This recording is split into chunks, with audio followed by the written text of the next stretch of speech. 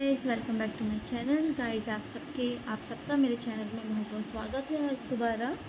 Guys जैसे मैं live आती हूँ आप लोग मुझे बहुत प्यार देते हैं, उसके लिए थैंक यू सो मच।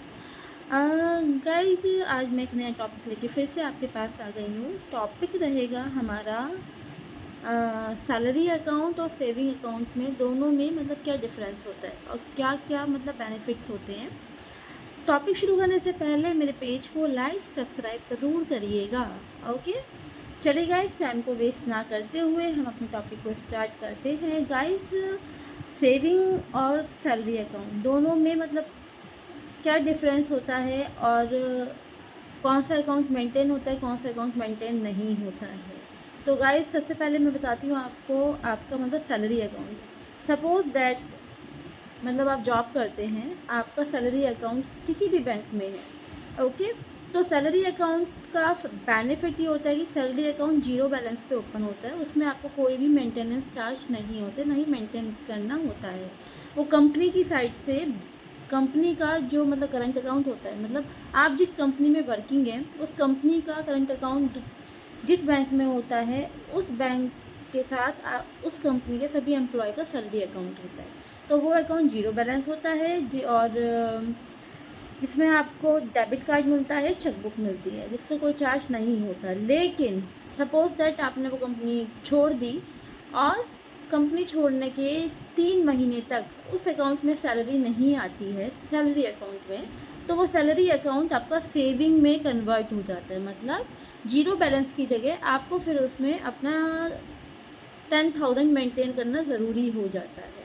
बहुत से लोगों को ये बात पता नहीं होती, इसलिए मैं ये टॉपिक लेकर आई हूँ ताकि आपको कोई परेशानी ना हो। ये होता है आपका मतलब सैलरी अकाउंट। अब हम आते हैं सेविंग अकाउंट पे। सेविंग अकाउंट बेसिकली गाइस होता है आपका मतलब सभी बैंकों के अपने अपने मतलब मेंटेनेंस वो हैं।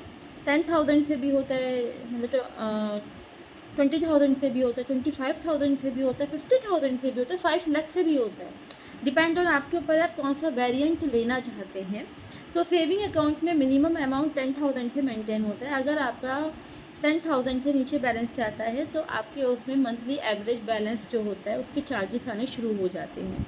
तो ये बात ध्यान रखिएगा कि सेविंग अकाउंट को 10,000 से मेंटेन करना रिक्वायर्ड है। आप जौन सा भी वेरिएंट लेते हैं उतने से मेंटेन करना ज़रूरी है। अगर नहीं करते हैं तो आपके चार्जेस आते हैं।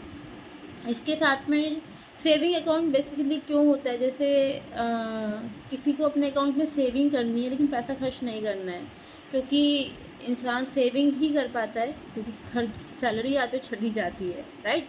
तो उसके लिए ही सेविंग अकाउंट होता है। अपने अकाउंट में आप पैसा जोड़िए, रखिए और मैं ये सजेशन दूंगी उसका डेबिट कार्ड और चेकबुक आप यूज़ ही मत करिए, ना ही उसका आप यूपीआई आईडी बनाइए, कुछ मत करिए। सिर्फ आप डिपॉजिट उसमें करते जाइए ताकि आपका जो पैसा है वो एक टाइम में जुड़ जाए।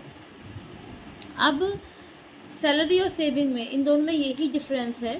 सैलरी अकाउंट में सिर्फ आप सैलरी ले सकते हैं, कोई और पैसा नहीं ले सकते एक्स्ट्रा अमाउंट। लेकिन सेविंग अकाउंट में आप पैसा ले भी सकते हैं जिसका, लेकिन हाँ सेविंग अकाउंट में एक चीज़ बता देना चाहूँगी आपको कि सेविंग अकाउंट में आप कोई भी बिजनेस ट्रांजैक्शन नहीं कर सकते हैं।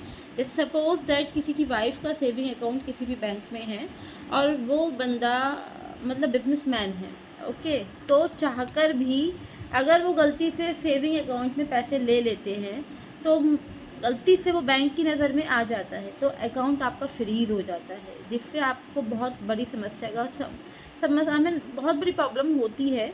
अब वो अकाउंट फ्रीज पे हटाने से लिए आपको बहुत सारे डॉक्यूमेंटेशन देने होते हैं कि ये ट्रांजैक्शन जो हुई है वो किस पर्पज़ से हुई है।